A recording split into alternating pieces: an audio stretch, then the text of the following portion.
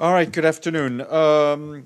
Speaking to the Security Council this morning, Jean-Pierre Lacroix, the head of peace operations, reiterated that the end of peacekeeping in Haiti marks the beginning of a new partnership between the country and the United Nations.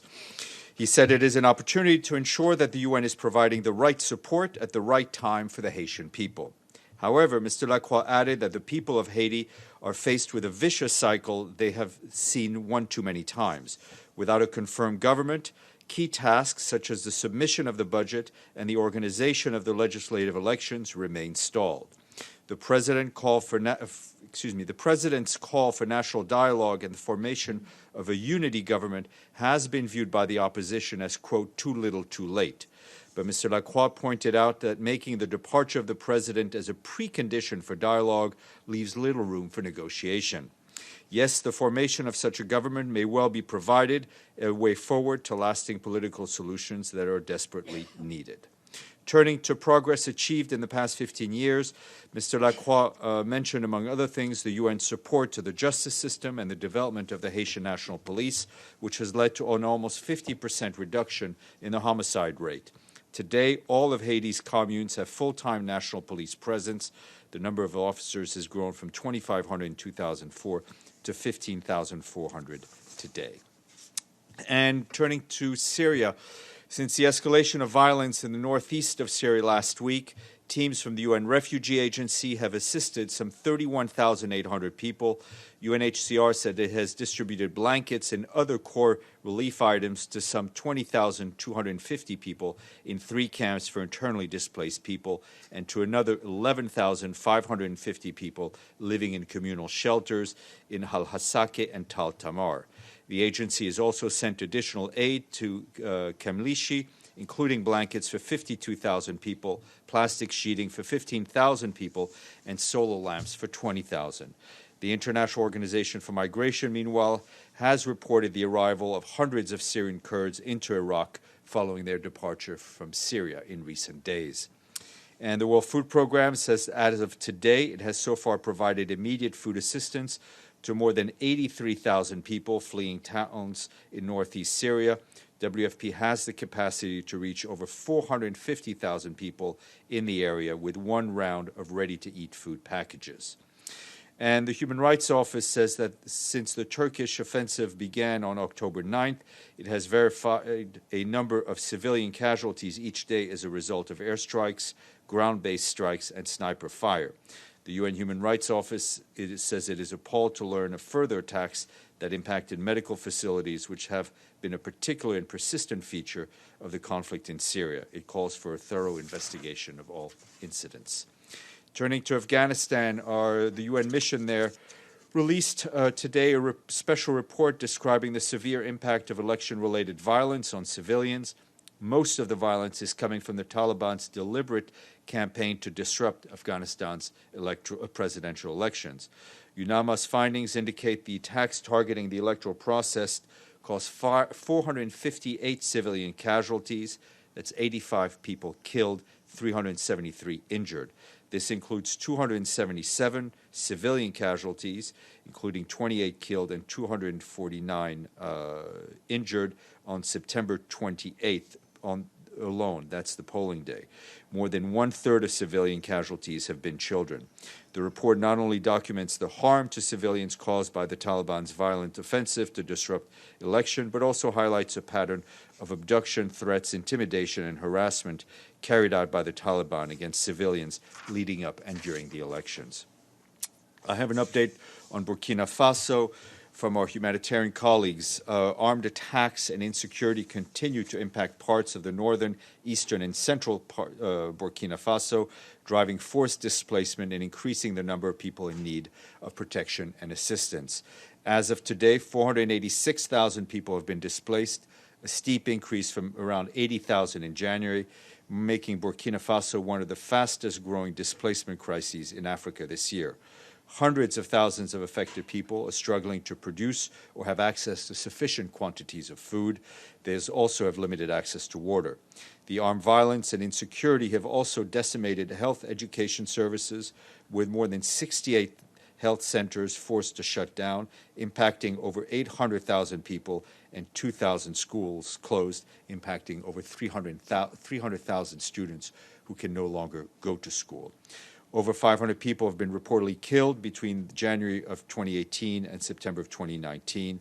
As a note, the revised humanitarian response plan launched in August called for $187 million to provide help to 1.3 million people, but is only 35% funded. And I've been, just wanted to flag a couple of reports, one from UNICEF, which says that an alarmingly high number of children are suffering the consequences of poor diets and food systems that are failing them. In a new report on children, food, and nutrition, UNICEF finds that at least 1 in 3 children under 5, or over 200 million, is either undernourished or overweight. Almost 2 in 3 children between 6 months and 2 years of age are not fed food that supports their rapidly growing bodies and brains. This puts them at risk of poor brain development, weak learning, low immunity, increased infection, and in many cases, death, according to the report. More information online. I have been asked a couple of things, one on Ecuador, and I can say that we continue to follow the situation in Ecuador closely, and I can inform you that the Secretary General welcomes the progress made in the dialogue process as reported by the UN team in Ecuador and the Episcopal Conference. I was also asked on the elections, second round presidential elections in Tunisia, and I can tell you that we congratulate the people of Tunisia for holding peaceful presidential elections. The Secretary General will be sending a letter of congratulations to the president-elect. Senior personnel appointment that we released late yesterday, Secretary General appointed Mamadou Diallo of Guinea as his new Deputy Special Representative and the UN of the UN Integrated Peacebuilding Office in Guinea-Bissau. He will also serve as the UN Resident Coordinator in the country. He succeeds David McLaughlin-Carr of Australia, and the Secretary General is grateful for his dedicated service during his tenure. Today is the International Day of Rural Women. This year's theme is Rural Women and Girls Building Climate Resilience. In his message, the Secretary General said that rural women represent the backbone of many communities, but they continue to face obstacles that prevent them from realizing their potential. He added that the devastating impacts of climate change add to their hardship.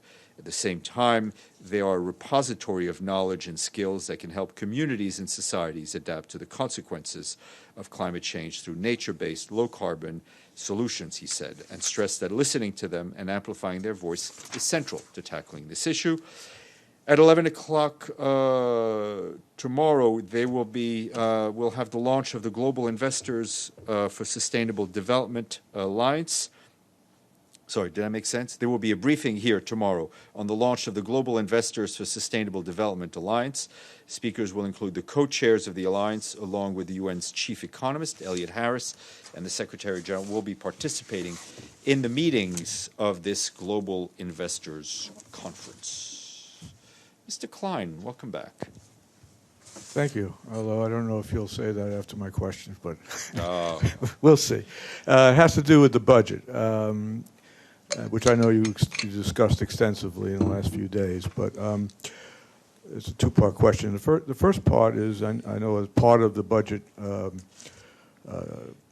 austerity program, there's a general freeze on hiring, not filling vacant positions, at least for the time being.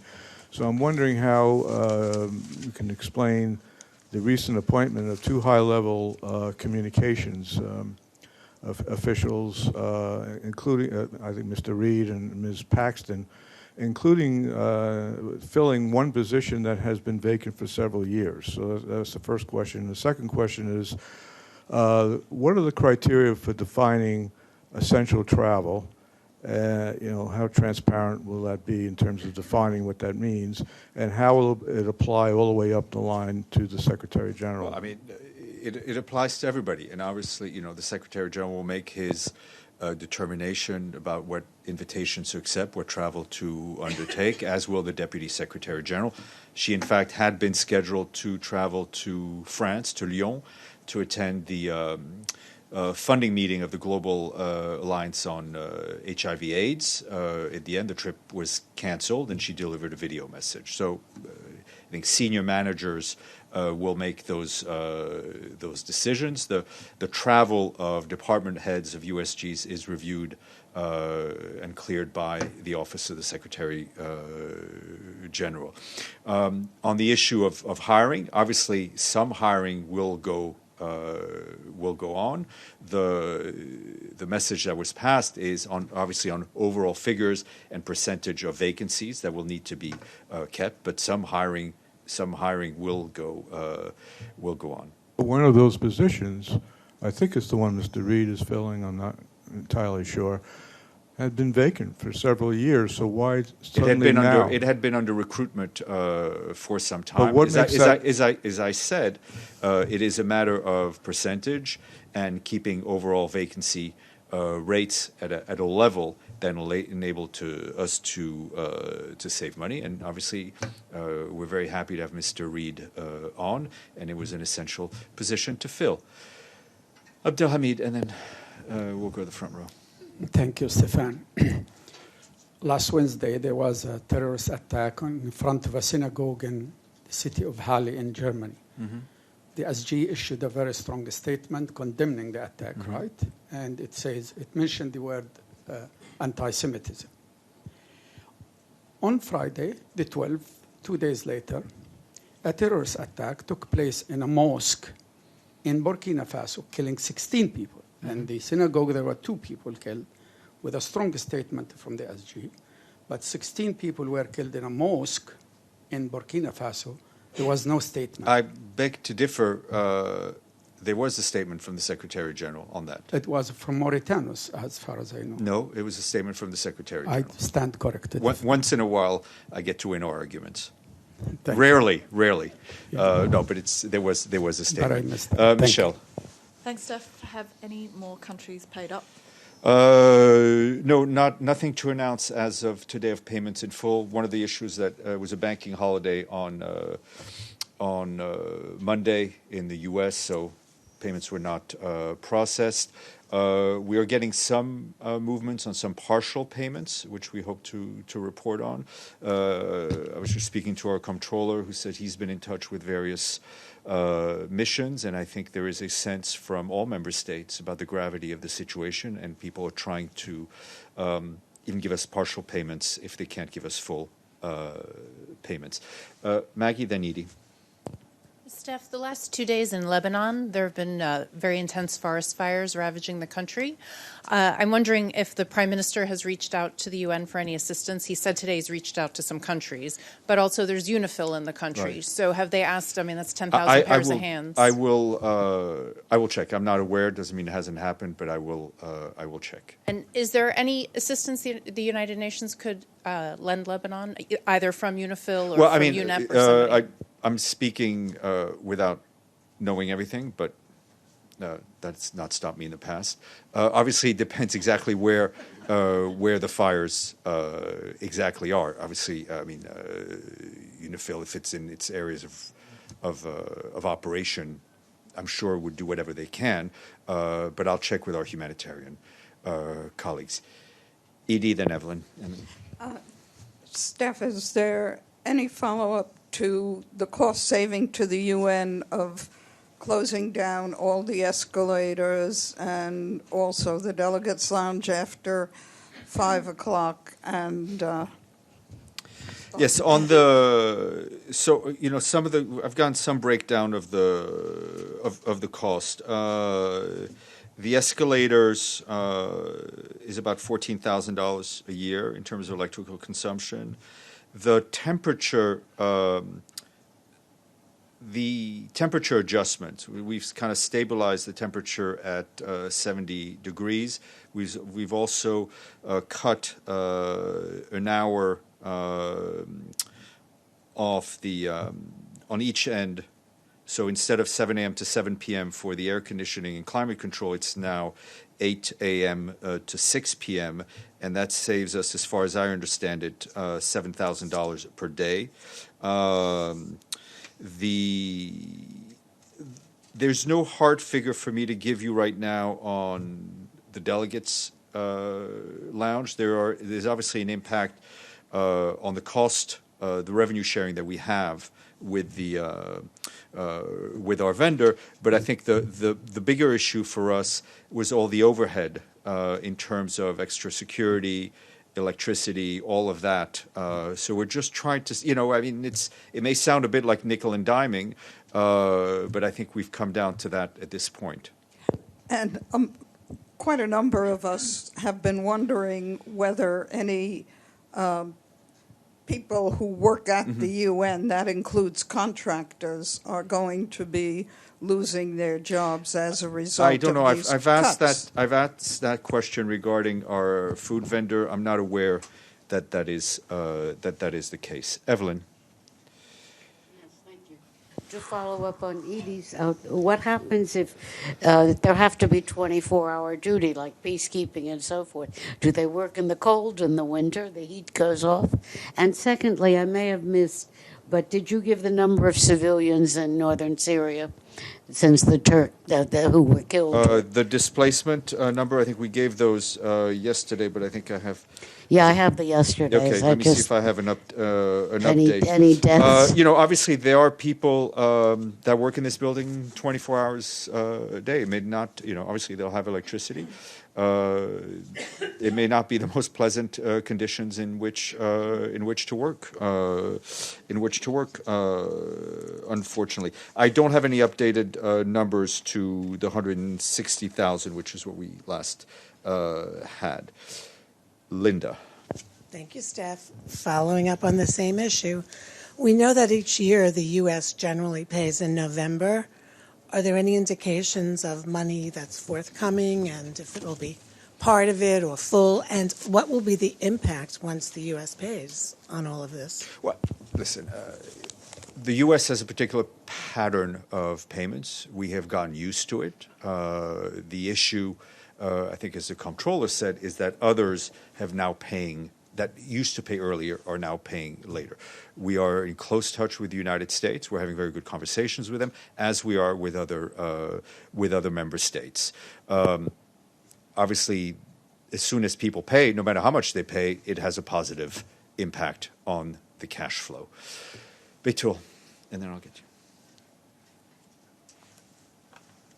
Thank you, Steph. Follow up on Syria. Is there any UN presence in the northeast of Syria? And also, the Turkish president said, absent an alternative plan to deal with the refugee crisis, the international community should join our efforts to establish a safe zone, which the government intends to form and also relocate 2 million Syrian refugees. And also, if you could tell us if the Secretary General has a position on the foreign fighters. Thank you. All right. On Syria and our presence, we have there's international UN staff in Kamishli, both international and national staff, humanitarian staff. The UN staff is staying and delivering. We obviously continue to be concerned about the safety of not only our humanitarian staff, but that of our partners. But I know there were some reports that I saw today that humanitarians, UN and others had stopped delivering. Speaking from the UN, that is not the case. On the issue of safe zones, I mean, I think we have spoken out in the past on our issues with on issues on the principle of safe zones largely. And as for refugees, the principle remains the same, that any return, and this applies all around the world, any return of refugees needs to be done in a way that is voluntary, safe, and dignified. Can I just follow up? The government says the returns will be voluntary, safe, and dignified. Would the UN cooperate? We're getting into hypotheticals at this point. Yes, sir. Yeah. Thank you, Everybody Stéphane. will get a turn, Masood. Don't worry. Pakistani Prime Minister Imran Khan expressed his willingness to mediate between Iran and Saudi Arabia. Does the SG have any reaction to this? And secondly, on the budget, are there any recent announced partial payments which give reason for optimism? Thank you. At least personally, I try to stay as optimistic as possible. I know there are partial payments that are coming in. We're trying to get the final information. I hope to be able to report those to you. I mean, I've seen the press reports of the offer of mediation. As always, any mediation effort is to be welcome, but that's just a matter of principle. Yes, sir. Thank you, Stéphane. On Bangladesh, a student of Bangladesh Engineering University, Abrar Fahad, killed by the ruling party activist very brutally. And the UN resident coordinator, Mia Sapa, condemned this horrific incident as this type of incident taking place for free speech more randomly, or it's a common phenomenon of Bangladesh. So what is Secretary General, I'm wondering, is Secretary General aware of this? The government ruling authority, they called UN resident coordinator for her statement as she condemned these horrific incidents. Yes, the resident coordinator did issue a statement, as did a number of a foreign mission in Bangladesh. She did have discussions with the foreign ministry. I think at this point we very much recognize the actions taken by the government in the aftermath of this horrific murder, and we encourage them to ensure that those responsible are brought to justice. Madame, and then we'll go back to the front row. Thank you, Stéphane. The Lebanese foreign minister said that he will go to Syria to talk refugee return. Gibran Bassil recent declaration, does it contradict with the UN position on the return of refugees? No, I don't see a contradiction. I mean, I've seen the press reports of the movement, but obviously the Lebanese government, which has been a very generous host to millions of Syrians, is free to can obviously engage in discussions. As I answered Beitul, the principle about refugee return is pretty clear: voluntary, safe, and in dignity. Monsieur. Getting back to the budget cuts and the rather, it seems, trivial savings in this building, you've only been able to outline one thing, which is the cost in escalators. If we can have the rest... and electricity. I did the electricity. But could we have a full breakdown of what you're saving, and also it seems that you're doing this to try and make some of the ambassadors here at headquarters feel some pain. But are there similar measures? The Geneva campus, I think, is bigger than this one. Mm-hmm. Are you not cutting the lawns? Are you not feeding the peacocks? Is there anything going on in Nairobi? The peacocks are not being fed to the staff. That much I know. Is there anything going on elsewhere? Yes, cuts are going on elsewhere. But not the lawn. Well, the lawn. The lawn here. We have a contract. We have a contractor. We have a contract with them. Anyway, I think after November through the early spring, the lawn goes into automatic saving mode because it does not need to be mowed, which is another reason why we need to fight climate change. Because if it does stay warmer, we may have to cut lawn year round. Vienna? I don't think there are any escalators in Geneva. I will try to get my colleagues in Vienna and Nairobi to give us some indication. The Nairobi campus, I think, is also very ecologically friendly. And if we could use, for a while, Geneva, I think, had some sheep also mowing the lawn, which is cheap. But all joking aside, I will get you some details. But there are also other measures about postponing the purchase of whether it's office furniture, whether it's vehicles in the special political missions. It's like any family, right? You need to start. You need to save, and whether it's what it is appearing to be nickel and diming, it will take money where we can. Cash is cash, and it's fungible. You can try. Have you had any complaints from any ambassadors? Not that I'm aware of. Edie, and then we'll go to the back. Steph, going back to Syria, when you mentioned that aid was, there were reports that the Right. United Nations Right. and agencies were not delivering aid in the Mm-hmm. Northeast. You said that is not the case when concerning the United Nations. What aid is the UN delivering, and where are they Well, I think, actually being able to deliver it? Right. To how Well, close to the areas where there's fighting? We're obviously not in the area where there is fighting, but I think, as I just mentioned, WFP is distributing blankets and ready to eat meals. I think I kind of laid it out in the beginning. But in order to in parts of the Northeast where the UN is, and in Kamishli, thank you. Okay, Masood, and then Frank. Yeah, Stéphane, on this, on Egypt, there have been human rights organizations and the reports that many demonstrators incarcerated during protests have still not been released. Do you have any information on that, and as to when they will be released, if at all? No, I don't have any specific information on that. You may want to reach out to our human rights office, but what is clear, whether it's in Egypt or other parts of the world, we stand for people's right to demonstrate freely and peacefully. And now, moving to India, the Kashmir.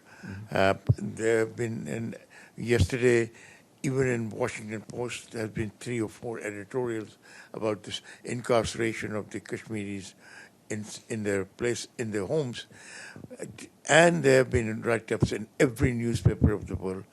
Has the Secretary General been able to talk to anybody in India about this situation? You know, Masood, I appreciate and understand your interest. I think the Secretary General did raise the issue of Kashmir during the bilateral discussions he had with leaders during the General Assembly and before. The situation is what it is. We have our position and our stance for a political solution, and I would refer you to our previous statement, and for the need for human rights to be very much at the center of any solution that is found. Has the Secretary General has any talks with the Indian authorities, whether it be the Prime Minister or the Home Minister? The issue was raised during the General Assembly. The issue was raised also during the G20 summit that the Secretary General attended. There have been contacts with both the Pakistanis and the Indians. Frank. I want to get back to your favorite topic of the escalator. Can we get a fire safety officer in here to explain to us how shutting those escalators down doesn't impede exiting the building during a fire? There are two fire stairs that remain open, and I'm not sure escalators are the safest way to go in case of fire. That being said, I'm not a fire expert, so I will try to get an expert to answer that. From UN Security, yes, to have a fire safety officer, can we get them in here? Let's. And number two, can we get an accounting up to this month of the Secretary General's cost for him to go on his trips? What it costs up to this month, and what is the ROI? What is the return on the investment of those trips? We can try to get you the budget for his for the travel. I mean, are you looking for a cash number in terms of ROI? But how can you have a cash number? I mean, you know, he went to Copenhagen, engaged with mayors who are critical to the climate solution.